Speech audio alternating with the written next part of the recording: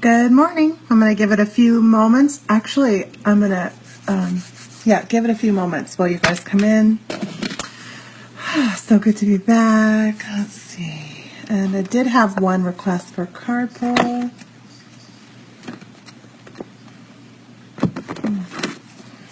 So I'll get ready for that. Good morning, Andrea. Let's see. Pour a little bit of my coffee.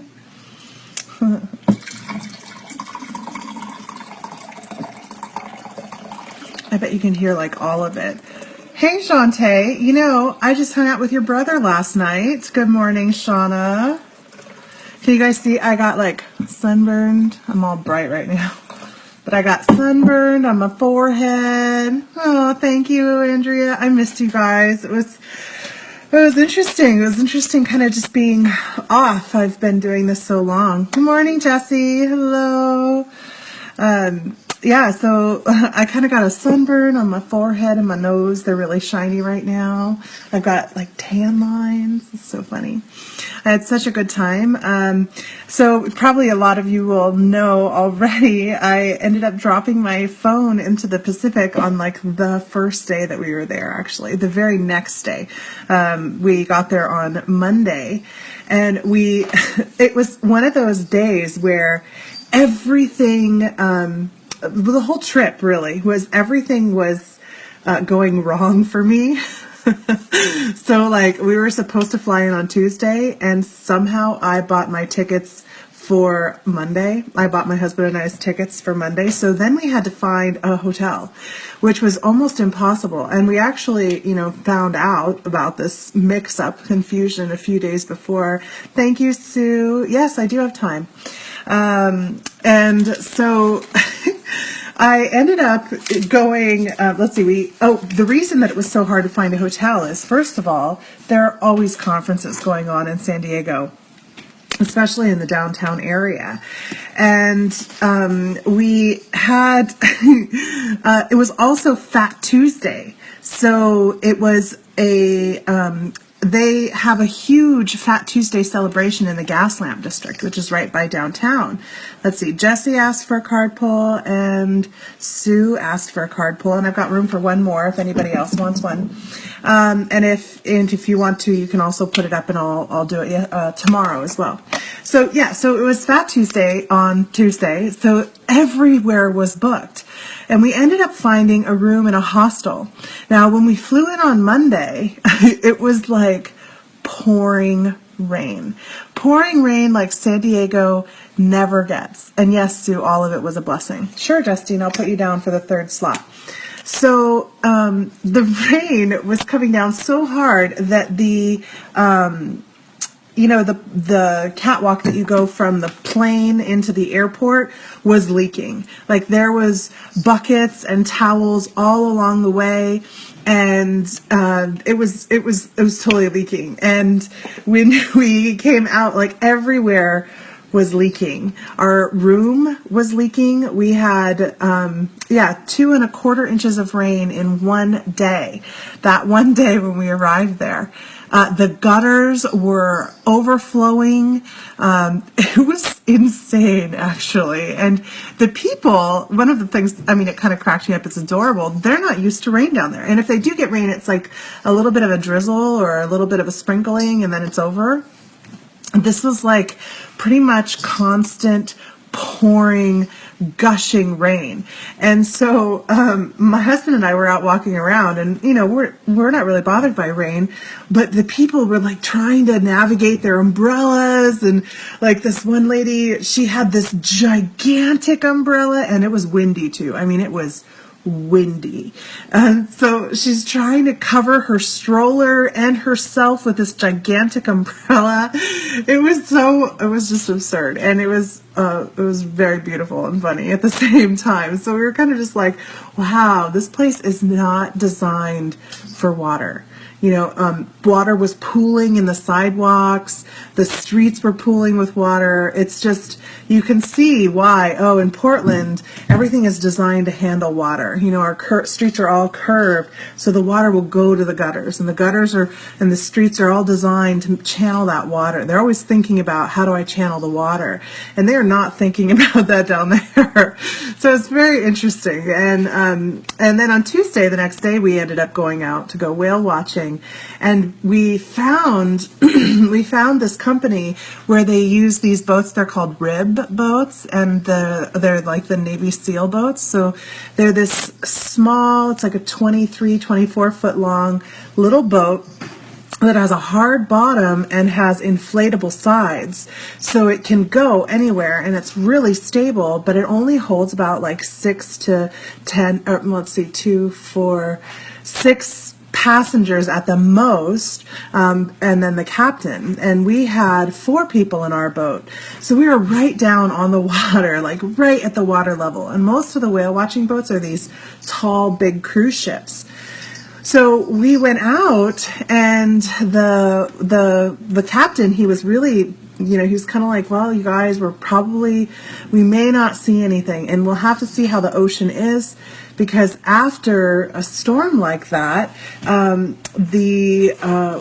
the water is really choppy, and the waves are still coming in from all of the winds that have been coming in on the Pacific. So everything's still moving a lot. So we went out. My husband has never been out to sea. He's been in the Caribbean, gone from island to island in the Caribbean, but he's never been up on the mighty Pacific, right? So I was a little bit worried that he would get ocean sickness or seasickness, and he totally did. And we were sitting in the back of the boat, so it was the least affected, but there were swells that were 20 feet tall. So we were going up and then whoosh down. And the captain would kind of try to navigate it to kind of slide in, but it was impossible to do that the whole time. And it was one after the other after the other. And at first my husband's like, this is a roller coaster ride. And about 20 minutes in, he's like, I'm not doing so good. What are you going to do? And it was a 3-hour ride. So anyway, by the time we went out there, the guy wasn't really sure that we'd even see any whales. With the weather the way that it was, he thought they might be further out. And so I started just tuning in, and I was just sending out a call to the whales and asking them to come, any ones that were interested in seeing us and meeting with us, to come. And I was feeling like, where are they? And I'd feel them over there. And as soon as I'd feel that, the captain, who was this amazing guy, would shift the boat, and we'd be heading over there. And then I'd be like, oh, and now they've moved a little bit over here. And the whole time I'm getting, we're going to see whales. You are going to see them. And I was like, okay, all right, I'm just going to hold that and just see if I could just keep flowing the energy, because, I haven't seen a whale up close since I was a child. And maybe I'll tell you guys that story tomorrow, if somebody reminds me. So we were going, and all of a sudden he gets a call, and we were only going to go up 10 miles up the coast. He was like, we can go up 10 miles and we can go down 10 miles and see what we can find. And we were out about 5 miles. So we were going around, and he gets this call from another whale watching boat, and they're like, we've spotted a whale. There's a whale. So it's 4 miles from where we're at in the direction that we were going, and that's 4 miles beyond our boundary. And so he's like, let's go. And he put it into full gear. Now these boats, they can go up to 50 miles an hour if it's not super choppy. And because it was super choppy, we had a max speed of 25 miles per hour. So we took off for where the whales were. And when we got there, there was one whale. And it's right where the San Diego River, which was flowing into the Pacific. And it created this it looked like a strip of mud through the ocean, where that water hadn't dissipated out yet. And there was one whale, and I'm pretty sure, it felt to me like a bull, a young bull. He wasn't too big. He was a gray whale, and he was out playing in that mud, and he was just like laying on his side with his flipper up, and then flapping his tail, fluke. And he just stayed there. He stayed there the whole time we were there, playing in the mud right there. So he was probably, I would say 100 yards, maybe 150 yards from the boat. And they have a rule where you can't just go right up to a whale. Like, you're supposed to keep 1,000 feet distance between you and the whales. Now, if the whales come towards you, you're supposed to try to back away. But if they're really close, they tell you have to cut the motor because, it's to protect the whales. Good morning, Clary. So then while we were there, we called, there was, in our group, there were 2 boats, and one went south and we went north. And so he called them and said, there's a whale here, come on down. And while we were waiting, they were coming. They were 7 miles away from us, and they started coming, and all of a sudden, our whole boat is surrounded by dolphins. Now, these are the small common dolphins, they call them. So they had like the white underbelly and the spotted sides and the dark tops. And they were all around our boat. I don't even know how many there were. They were so fast. They were going under the boat, jumping like so close you could almost reach out and touch them.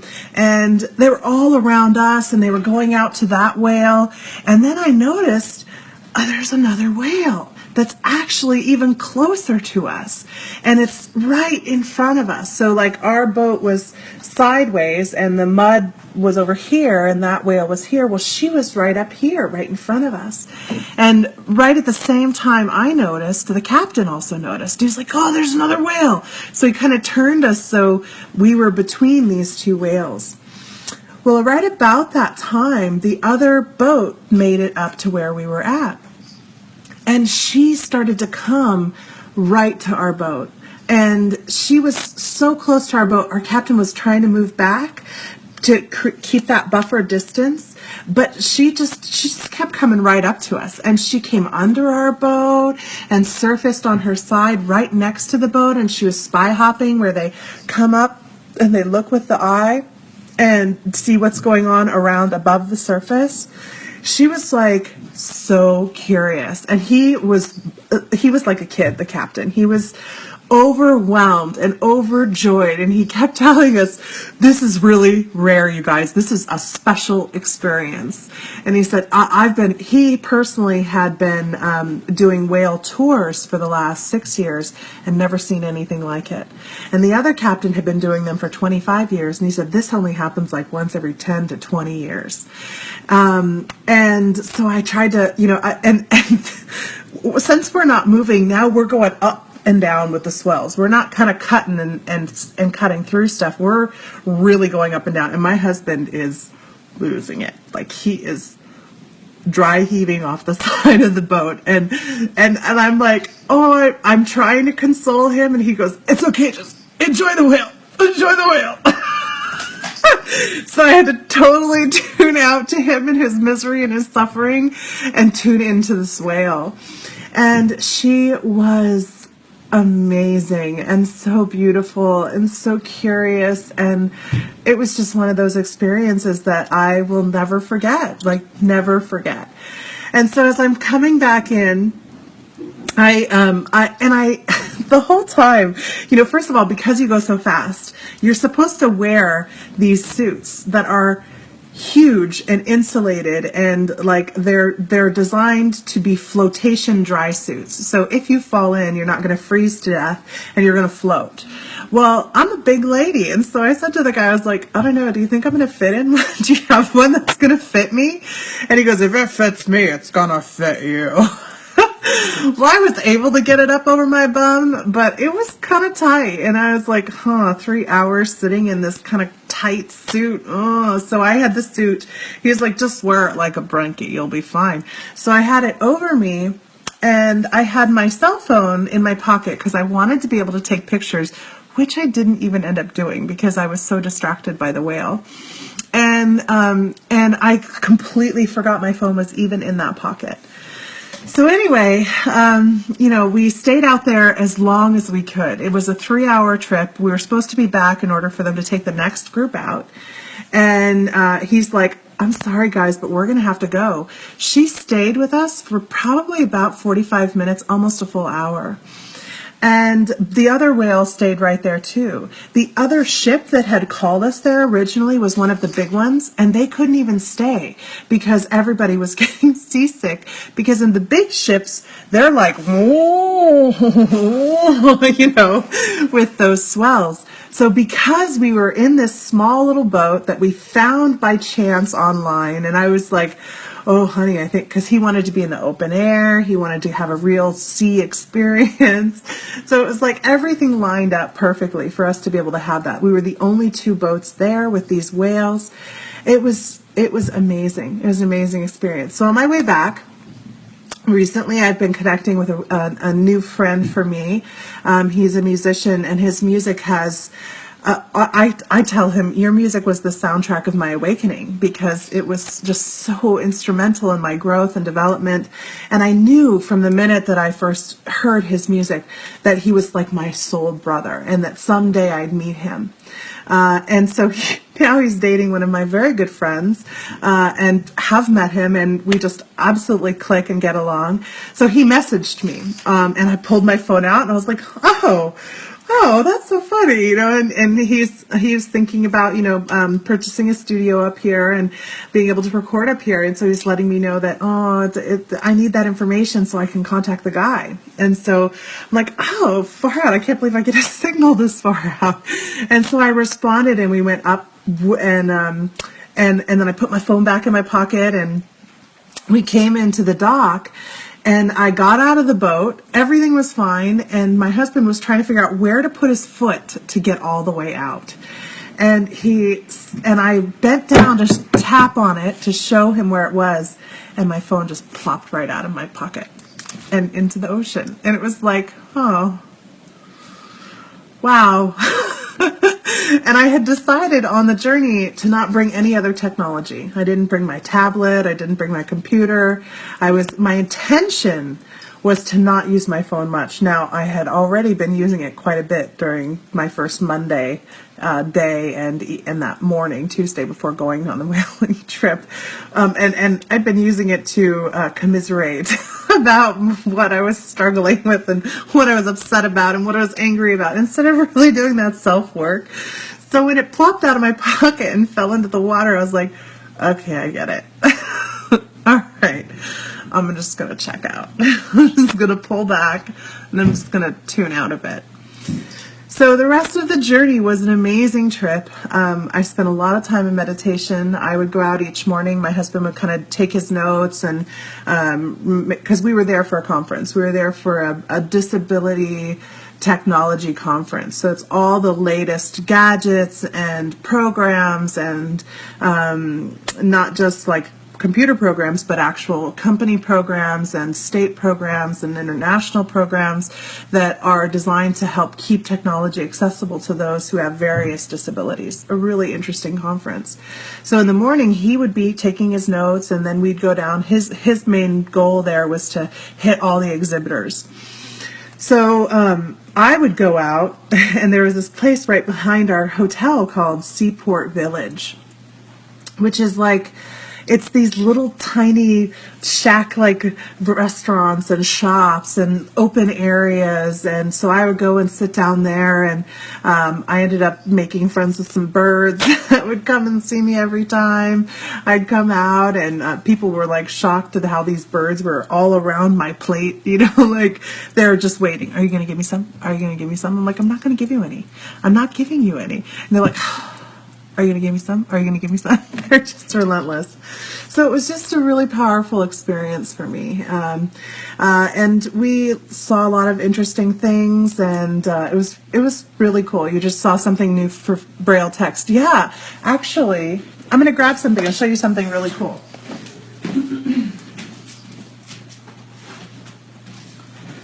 So this is something I brought back for my son because I thought he'd enjoy it. one of the things they have is, how do they take textbooks with all these diagrams and imagery in them and make them accessible to blind people who can't see? So this is the special kind of paper, and it's called thermoform paper. And when you feel it, each of these lines is actually raised, and it's raised in different degrees.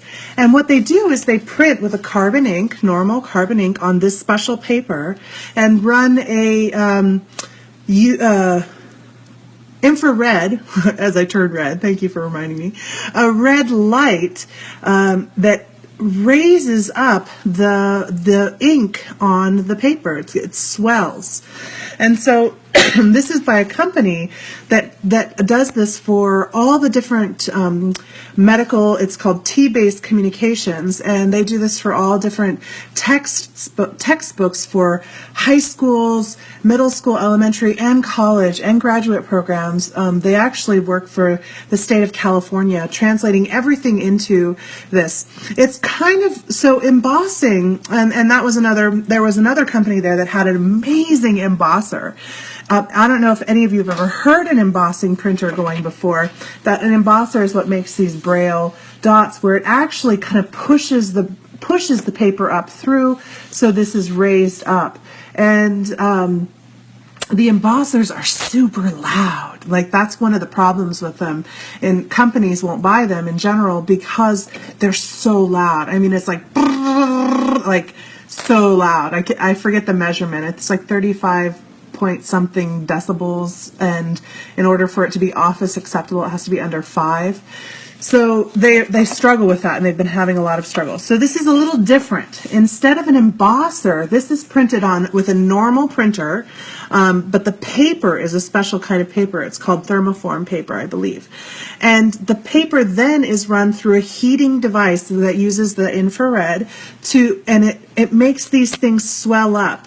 And Justine, if you'd like, I can bring this into the school and leave it at the school for people to check out if they're at all curious. Justine and my son and Justine's sons both go to the same school. So anyway, it's very cool, super interesting. All of the like the different lines. So it represents different aspects. The bone is shown with a different kind of line. Tendons. They all feel a little bit different. So it's just fascinating what they are doing now. And there was actually an embossing printer that was there that had that was almost completely silent. It was virtually completely silent. Unfortunately, it cost $10,000 for this printer, where the other embossing printers, which have a much longer lifespan, they're more reliable and just more, the company has been around much longer, those are like $2,000 to $8,000 depending on what you're getting. And this other one that was $9,000 or $10,000, I forget exactly what the price was, it would print writing as well as embossing at the same time, which is also not super common. So anyway, lots of neat technology, really fascinating stuff. Their refreshable braille displays are getting so cool. Now it's like as you read along the line, behind you is refreshing already, where before you'd read to the end and touch a button to get to the next line. Okay, next line. And so now it's like it's refreshing as they read. Gosh, so many amazing things. So yes, that's about what I'll tell you right now. And I'll pull cards. So Jesse, you asked first, and you actually asked me last night for a card pull, and the Earth Magic deck wants to talk to you. And if you get the whale breaching one, I'm just going to giggle. So I hope you all had a great week. I hope that you guys took this time. I hope that this morning hour time became your morning hour and you used it for whatever you felt called to, whether it was to listen to old Morning Oasis episodes or to meditate on your own or to do journaling or reading. I hope that you've started to develop a practice, a hunger for the practice of that daily time for yourself that you take to not not to become self-absorbed, but to become self-introspective, right? To come into the self, to learn more about the self, because that's what we're really doing here. So Jesse, even better, you got clouds, shape-shifting. I love this card. So, Jesse, you are going through an intense time right now of adjusting and shifting and reshaping yourself. You're becoming almost shapeless, right? Being able to, the wind carries you, and you can swell and you can contract and effortlessly and gracefully. And I would say that's exactly where you're at right now. You have grown so much since we started talking. I'm thrilled to watch you grow more, and it looks like you're being recognized for this, so that's awesome. Let's see, and I'm going to go kind of quick through because I talked a lot in the beginning. So let's see, Sue, you asked for a card pull. Ooh, Sue, you've been doing some shifting too, I can feel. Oh, interesting. Okay, so let's see. Who wants to talk with you? Oh, the tarot does. I took my Shadowscapes tarot deck down there with me and did a lot of readings for myself, and ended up doing a few little readings for some people along the way. That was always enjoyable. You're welcome, Jesse. Let's see. So, I don't know why, but I've got this hair that's standing straight up. What is going on there? That was very weird. That was weird. Yeah, Sue, I can feel it. As soon as I tuned in, I had to readjust my energy frequency into where you've shifted to, because it's been a change. Good job. Very cool. No. It looks like, Sue, you are starting to gain a much greater perspective of that longer road, right? I think up until recently, it's been kind of a focused on where you're kind of like at right now, and feeling like, you know how when you go wandering through the forest and you're not sure how long that hike is going to be because you can't see the end point, and you feel a little bit like almost claustrophobic about it. It feels like that's opened up for you, and you've got this much more expansive view, which gives you the perspective to stay the course, because you know, oh, I'm not in this spot. This is one point, and it's this whole expansive realm around me. So it looks like you're in this place where you could also be potentially going on a journey. Let me feel that. No, this isn't a physical journey. This is your spiritual journey. This is about you, who you are, evolving who you are, gaining that greater perspective. You're probably also, let me feel this a little. Yeah, you're starting to tap into your parallel expressions. So I don't like to think of them in terms of past lives, because past lives implies it happened once long ago. And the reality is that there's no such thing as time. It's all happening at once. So past lives, really, when we are impacted by them, it's because they're like so close, they're like clumped spaghetti. So it's this life lessons that are all lumped together, kind of, and being worked out in this knot of expressions. So really, it looks to me like you're also starting to travel and get these other expression lines. So you might even be at points, let me feel that a little more. Yeah, you might even at points be feeling a little bit like, wait, which line am I in? Wait, which reality is this? And that's very common for people as we start to get into that multi-expression of ourselves. So great work, Sue. Great work. All right, let's see. Justine, who wants to talk to you?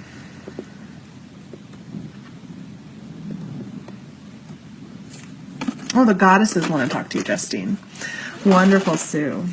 It is a ride. It's a beautiful, beautiful ride. Let's see.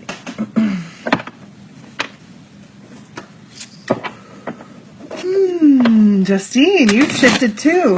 We had a lot of big energy coming through, didn't we, guys? It was a big energy week. Ooh. You've expanded quite a bit, Justine. Yes, the free form philosophy, exactly, that we were talking about last night. Exactly, Justine. Jesse. Sorry, so many J names. Okay, so you got Lilith for empowerment, Justine. So it looks like you've got Lilith supporting you, and that's so funny too, because I was just talking a little bit ago about my friend, my musician friend who's dating one of my good friends. Her mother just made her this full moon elixir that she had as, I forget the name of it, but it had Lilith as the main guardian, bringing in the focal point. See how the energy around me got very yellow and how I got very yellow? Lilith is about empowerment, and our power comes from our solar plex. So it sounds to me, Justine, like you're activating and really flowing in that yellow ray. And that's a wonderful thing, right? That's coming into your empowerment, starting to feel more confident about speaking your truth, representing yourself, who you are, what your ideas are. Awesome work. Shifting out of that red space and the orange space of, I don't know, can I create? Am I safe? Am I okay? Is these things going to be okay? And into I am here. I'm mighty. I have a lot to say. I have a lot to do. I'm here. Right? That's awesome. Good work. That takes work. That takes self-work. So it's showing. Thank you. Thank you for doing the self-work. Okay, so I was going to tell you guys another thing. The energy shiftings that coming through have been so intense. So when we, Fat Tuesday is the celebration that happens right before Ash Wednesday, which I don't know anything at all about. Oh, thank you, Nancy. Good morning. And I was out walking one morning, on Wednesday morning, and I noticed this woman walk by, and she had an ash cross on her forehead, and I was thinking, that's interesting. I wonder what that's about, because I'm not religious. I'm not Catholic. I'm not Christian. I'm not anything anymore. You're welcome, Justine. You're welcome. So as I'm walking along, I go past the, what's it called?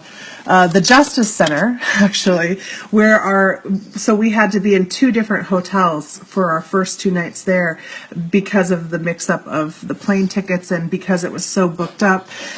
So we were in the financial district the second night that we stayed there. And so we walked past, we're surrounded by the federal courthouse, the state courthouse, the county courthouse. Then there was some other justice center, and it was all around our hotel. So there's this really interesting mix of people, those people who are coming to attend their court hearings and trials, the lawyers, the police, and then the tourists, right? So, and then the bankers and the lawyers, because that's also right in that banker district. So it was kind of an interesting mix of people on the street, interesting feel to it. And I was walking along, and I see these priests all standing and they're offering blessings. And so for me, my compass and guidance, they're always on. So I can hear, yes, you should stop. Yes, stop. So I do. And I said, hi, what are you guys doing here? And they said, oh, well, it's Ash Wednesday. And I said, oh, I'm not familiar with what that is. And so they told me a little bit about it, and that they were out there because people have a hard time making time to get into the churches to receive the sacrament. And I said, oh, well, I'm not religious at all, but I feel strongly compelled to participate in this with you guys. And they said, wonderful. Do you pray, or is there anyone that you pray to? And I said, well, I guess if I named it, I would call it the infinite consciousness, because that's what I've always thought of it, as this infinity, this consciousness infinity. And then when I started reading the Raw books, that's what they call it. So I'm like, oh, okay, well, that's where that came from. Which also, interestingly enough, I was holding one of the Raw consciousness books that I'd just been reading. And so so he said, well, is there anything that's going wrong in your life? Is there anything that you're struggling with or that you would like to have us pray over? And I kind of thought about it, and, my life isn't perfect by any stretch, but for the most part, I'm good with where it's at. So I couldn't think of anything, and I said, well, I work with a lot of people who are in the process of trying to connect into this infinite consciousness, this infinite creator being consciousness, and to remember that they hold that in themselves. So I guess I would just want to pray for making that process easier in whatever way we can. And they were like, wonderful, let's do it. So we all stood around in a circle and we prayed together. And my body just started vibrating so strongly. And I had already been in meditation, so I was already kind of up in the vibrational frequency. But that just shifted me up one notch higher, and I could just feel it buzzing. And they could feel it too. They kind of they had this look on their face like, wow, and we all kind of came out of it a little bit dazed, even though it was done so quickly and just this intention. So afterward, one of them asked me, what is that you're reading? What is the law of one? And I said, oh, well, and I told them about it. And we all three started talking, the three of them and myself, all started talking about raw consciousness, the law of one, the true nature of creation, in the sense that we're here experiencing as creator beings to with having forgotten who we are, and to come back into remembrance of who we are. And all of us just were buzzing so much. I was like, well, I actually have to go. I'm supposed to meet my husband so we can go to this conference. And they said, well, it was such a pleasure to meet you, Jessie. And they gave me their card, and they said, please come in to this, to our church. And I said, well, I'd love to, but I'm only here for a few days. And so they still gave me their card, and they said, they asked for me a way to contact me, and I didn't have my cards on me. And I was like, well, I'm sorry, but you could find me on Facebook. It's the easiest way I can think of. And I told them Healing Pathwalkers, and one of the priests was extremely intrigued by the law of one. And so it was just this beautiful moment, and it was so powerful. So anyway, I go back to the hotel and I walk into the room, and the second I walk into the room, my husband's computer shuts down. And he's like, what? Jessie, can you just bring it down a little bit? Or put a bubble around you, or whatever it is that you do? And I was like, oh, I'm not normally in such close proximity to him and his technology. He's usually upstairs working, I'm down here. And this space is well defined as my workspace. I've had to learn to not impact our equipment in the kitchen and things like that. And so he was trying to connect back in, and I'm like, I don't want to bring it down. I don't want to come down at all. I'm really good where I'm at right now. And so it was just having to adjust and like, oh wait, there's this human world. Oh wait, there's this other stuff going on. And oh, okay. Like having to do all of that on the fly. It was so funny, and after that was what was that? That was Wednesday morning. Was that Wednesday morning? Yeah, Wednesday morning. So we were there till Saturday morning. So each day, I'd come back from meditation and I'd be like amped up a little bit more and have to readjust all the technology in the room. And so he was like, not going to let me touch his phone, not going to let me use his computer. Because at first I thought when I lost my phone, I could just check in here and there with his stuff. And he was like, no, you mess it up. No, you're not touching my stuff. I need this for work.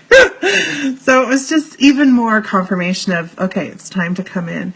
But through the course of that journey, let's see, these are my favorite earrings, right? I make a lot of my own jewelry. So these are ones that I've made. And I can't even find these opalite pendulums anymore.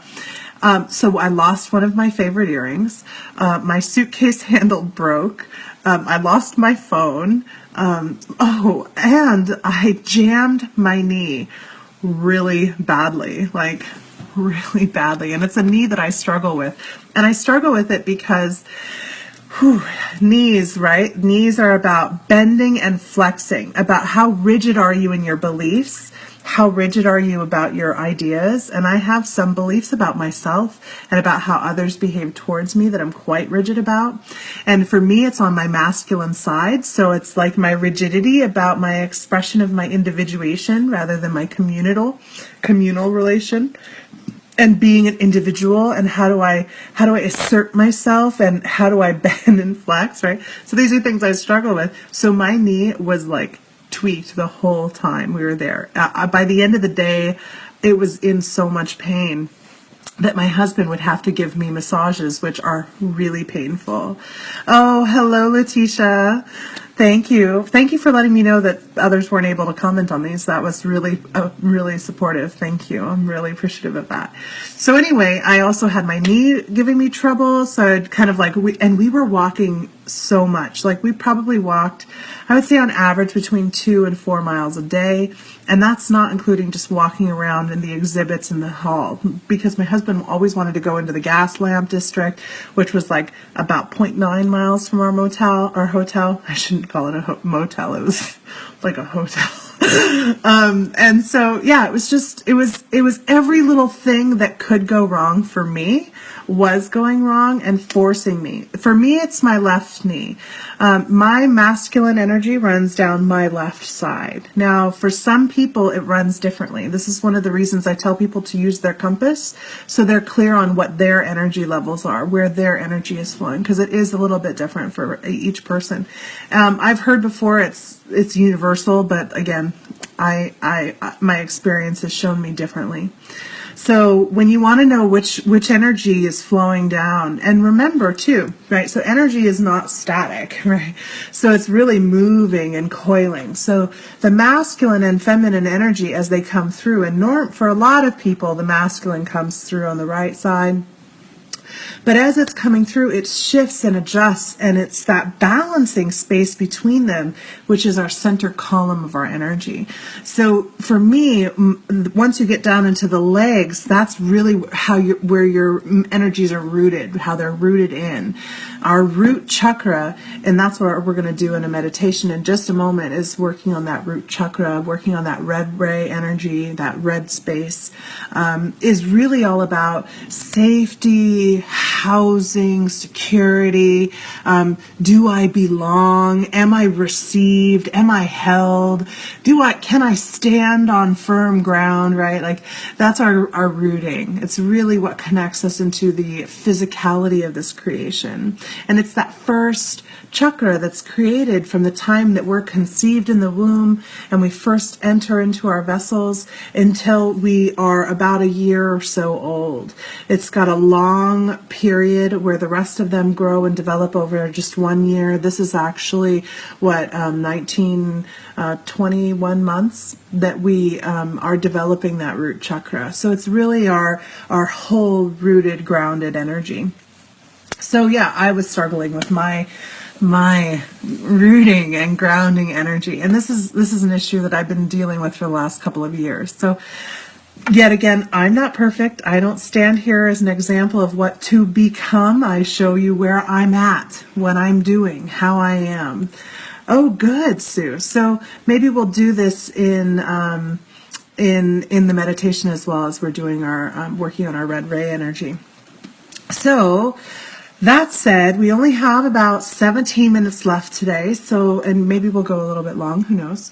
I'm going to take a sip of coffee. Everybody get ready, and unless you have any questions before we jump into meditation or anything that anybody wants to say, go ahead and start speaking that up or typing that out, and I'm going to take a sip of my coffee.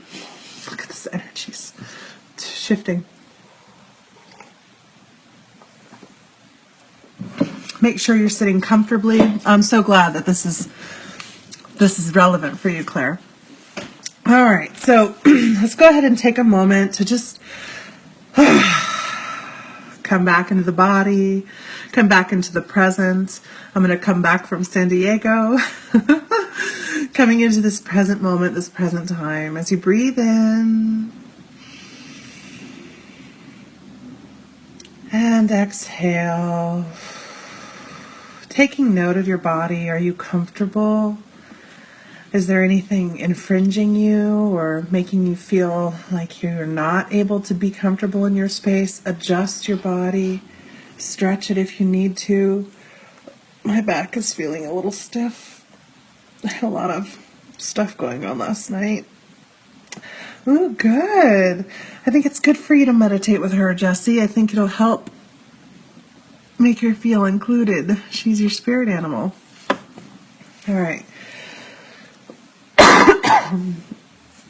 So breathing in, present moment.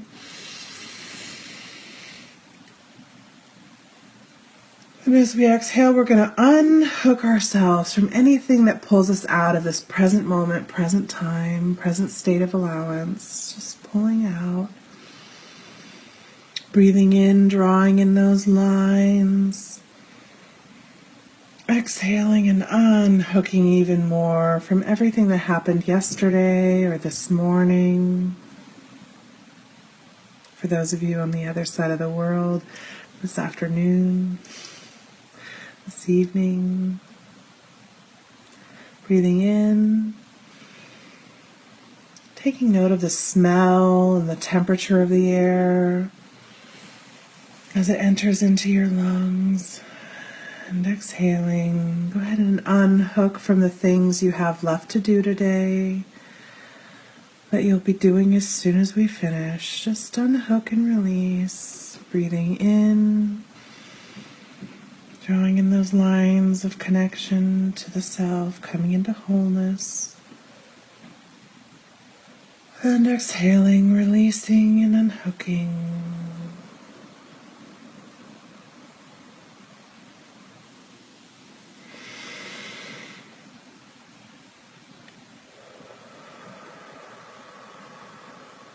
Even more, releasing those hooks to people and things. Breathing in, present moment. And exhaling. Go ahead and unhook these expectations that you have of yourself or beliefs that you hold around yourself.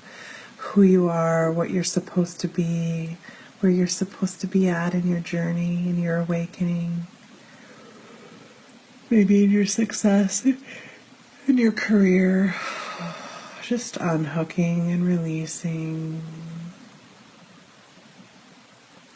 Breathing in, present moment.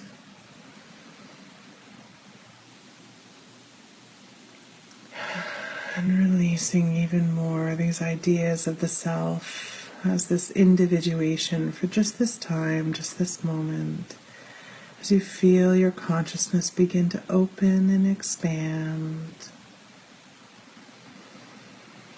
And start to bring your attention to all the places you're connecting into the earth. If you're laying flat, all of your backside. If you're sitting, your seat and your feet. If you're standing, your feet. And just imagine that there's roots growing down from your feet, from your body, growing down into Gaia. Allow those roots to spread wide and deep.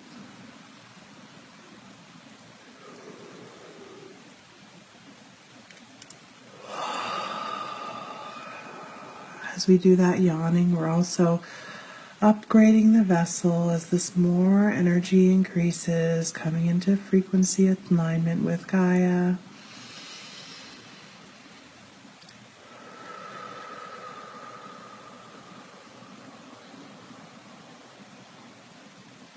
Feel how the breath is beginning to slow. As you breathe deeper into the body.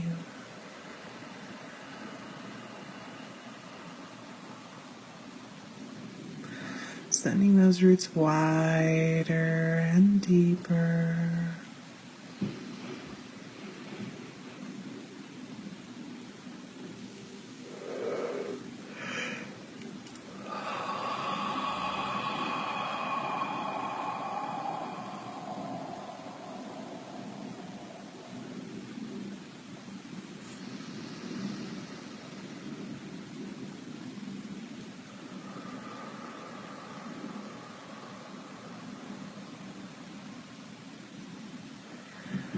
making your body feel as though it is one with the earth, just like a tree. It's totally rooted throughout the earth. Nothing really stops it. It just grows, pushes up the concrete, pushes up those barriers. Anything that makes it should confine it. It can break right through. It's not thinking about it. It just does it. So just start to break through these boundaries of the self that we have. These limitations of how much space we're allowed to take up. And let your roots stretch. Just like we're letting ourselves and our limbs stretch and reach. We're going to reach with our roots. Go ahead and allow your roots to reach out until you start feeling the roots of each other. There's not so many of us today, but that's okay. We can still reach and feel each other. We're covering all across the U.S., covering into Australia, right? There might even be some Europeans here today. So just let those roots go.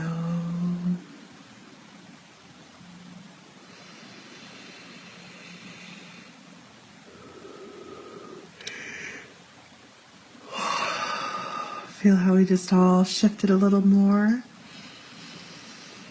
Good.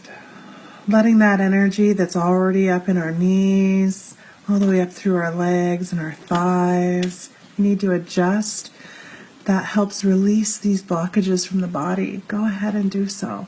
Bringing that energy up with consciousness and allowance through the thighs, up through the hips. And this time, let's just feel where the energy goes on its own. Take note as it rises through the body with an ebb and a flow.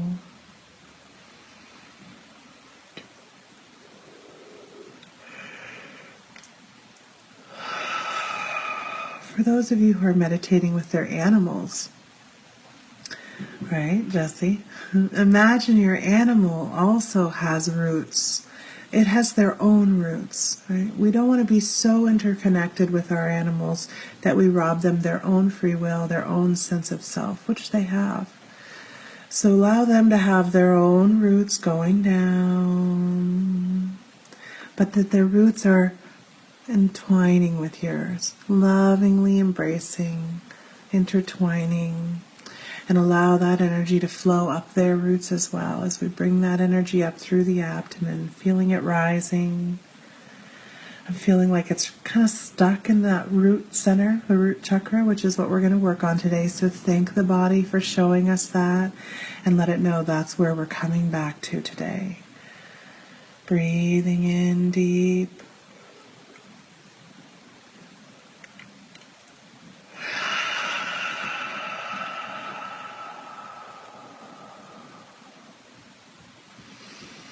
And feel how it just came right up into the abdomen.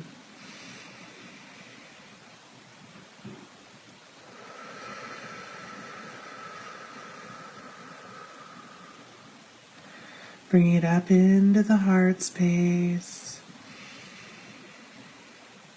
I'm hearing some of you are starting to get the buzzing sounds or like a pressure on the ears. Allow that. That's the guidance coming in, being called in for further support. Just thank them. And if you want to try and understand them, imagine you have a dial that you're tuning in, just like a radio frequency, until it feels like it's not a discomfort anymore. You may use the compass and get a yes. You may actually hear. Sometimes people actually start to hear things, hear through their clair audience senses, right? That extra sensory hearing perception. Some may just suddenly have thoughts pop into their head that feel maybe they're not quite their own or feel similar to their own, but that next step up, right? Just allow these things to come through. There's a lot of communication coming through for some of you. Feeling how that energy is like up in this heart and chest space now. We're going to let it come all the way up and through the arms, Don't forget your arms.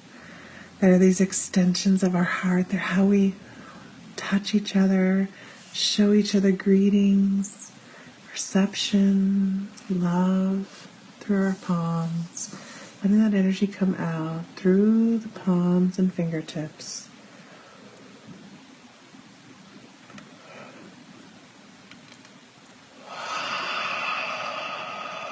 As it continues up through the throat and head space. Feeling it coming up through the head and into that crown space, bundling, growing and increasing in pressure until the crown opens effortlessly, gracefully, allowing you to send that Gaia energy and your own consciousness up into Source, into that infinite creator, Source consciousness, God, whatever you call it.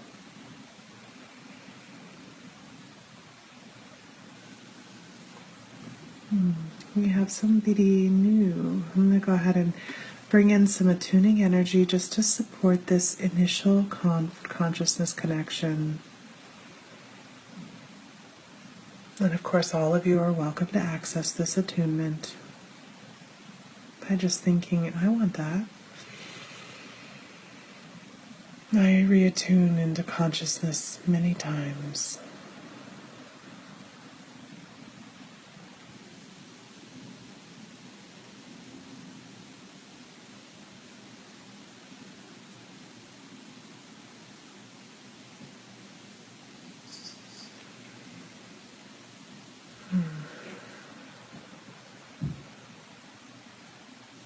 There it is. Good. Up in this consciousness, this infinite creator consciousness, as we bask in this feeling, this glow, this energy. Allow the creator to release us from any karmic lessons or debris that we have been learning, that we're all done with, and to bring down what we need, what will support us, what understandings, awarenesses, and vibrations will support us in our journey forward, without a need to hold or understand it or interpret it, just to allow it to flow through. As we bring that consciousness, I see it as like a honey gold. Some people see it as a blue light. Some people see it as a yellow light. Some red. Whatever color that is that's coming down for you, allow that energy, pure white light, to come down through the vessel, just like we're receiving it with the trees, receive the light. Allowing it to come down through the head, filling, flowing, cleansing and releasing.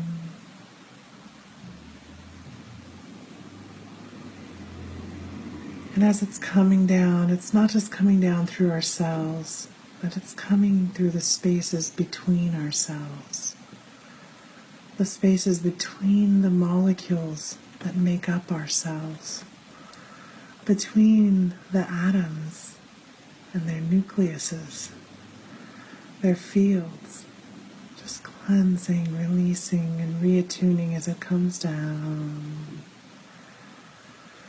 through the vessel.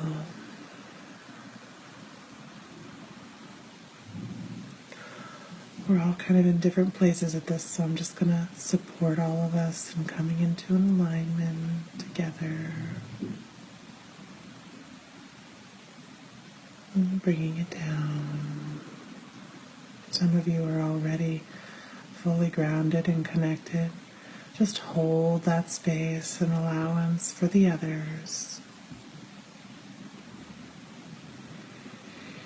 Down through the legs and hips, down into the roots, all the way down till it's pouring out of you into Gaia.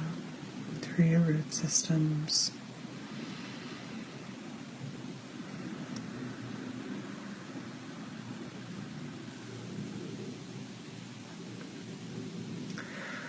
Now, since there's some new people, I'm going to refresh us on that compass. We're going to reorient our compass, right? So just asking the body, show me a yes, feeling where the energy flows, how it shifts, how it speaks through the vessel. Yes. And a no.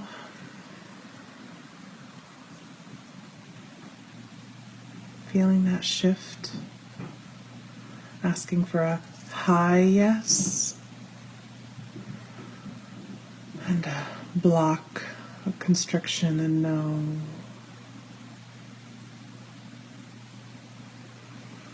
Now we're going to just talk to that root chakra, our root. We've got a lower root chakra that's below us. We've got our root chakra itself. There's actually more than just 7 chakras. So we're going to just open and ask all of these chakras that are involved in our rooting into earth, that range in the colors from black through red. Do I have blockages in my root chakra system? Am I blocked in any way through this space?